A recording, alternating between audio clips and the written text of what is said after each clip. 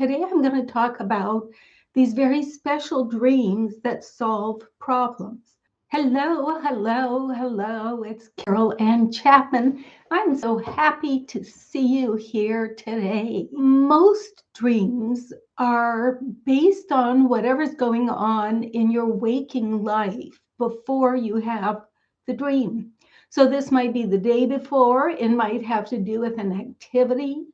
It might have to do with something you're thinking about, thinking of doing. It might be about sort of feeling that you can't figure something out and you want some help. So your dreams are going to be giving you answers, feedback. Often, for us who like to keep our emotions to ourselves, not because we're screwed up, but because we have to get things done. Well, sometimes then in our dreams are expressing those emotions that we've held inside us during the day. And these are everyday, ordinary, garden variety types of dreams. And they are very worthwhile interpreting because they give you some answers and some feedback about whatever's going on in your waking life.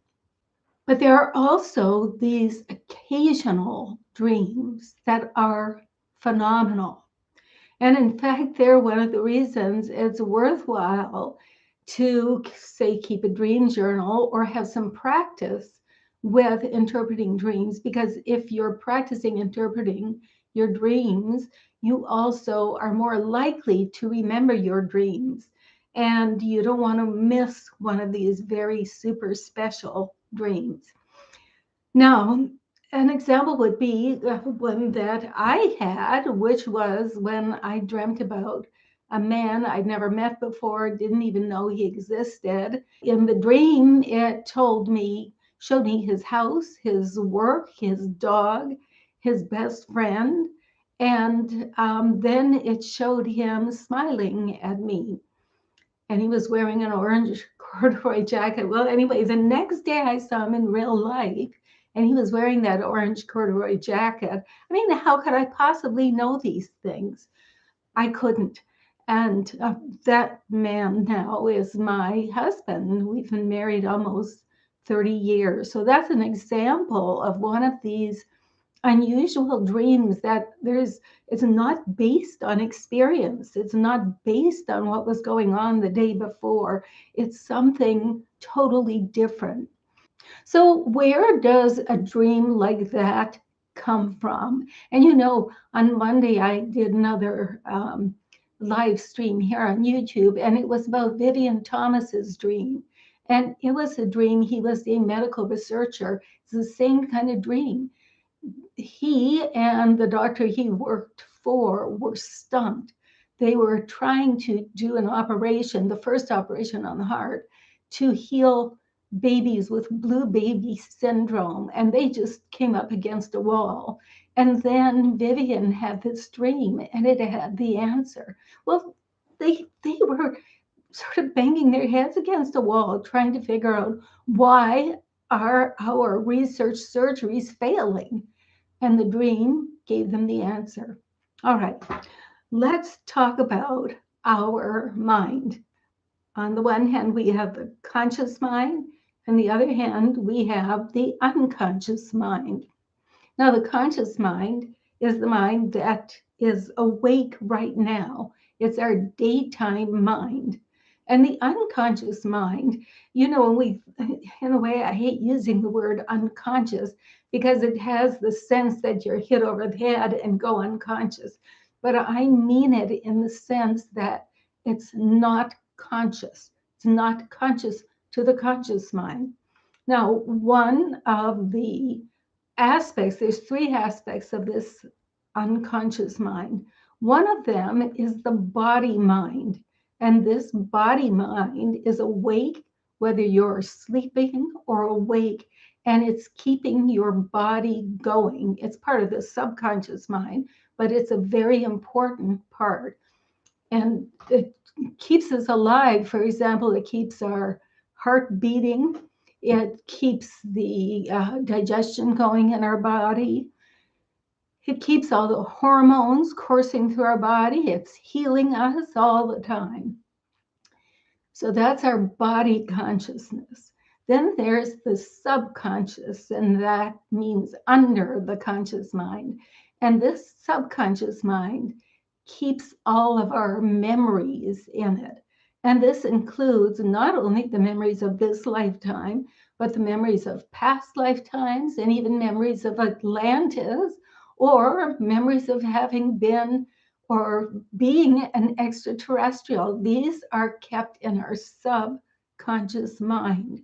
And like I said, most dreams come out of this subconscious mind. Carl Jung, who was the psychologist who did so much research on the meaning of dreams and especially the symbols of dreams that he came from the collective unconscious of humanity. He called these kind of dreams that were above and beyond anything we could know from our memories or real experience. He called those from the superconscious mind. Now, some people would say they come from God. And I would imagine for those minded people, that is where these special kinds of dreams do come from. Some people, and I know these people, they could have a visitation from the Virgin Mary, have an apparition of the Virgin Mary, and to them it would be a hallucination or some undigested food they ate. So it depends on what kind of mind you have. There's what your conscious mind, how it sees life. There are also some people that everything that happens to them is a message from God. So I'm going to handle that relatively tricky question by saying it probably comes from the same place. These wonderful dreams and information, but different people call it different things. Now, you may say you're talking about that medical researcher. These are people who are doing wonderful things, and I'm not in that category of person. Well, I got to remind you, I'm not in that category of person either. Yet I had that dream about the stranger that became my husband. So I had a dream, and you can have these kind of dreams as well, that is of information I couldn't or you couldn't possibly know about that comes to you in a dream from the unconscious mind. In summary, these phenomenal dreams that come with information you couldn't possibly know about come from what Carl Jung calls the superconscious mind. If you enjoyed this, please just tap the like button, and I was delighted to have you here with me today. Toodaloo.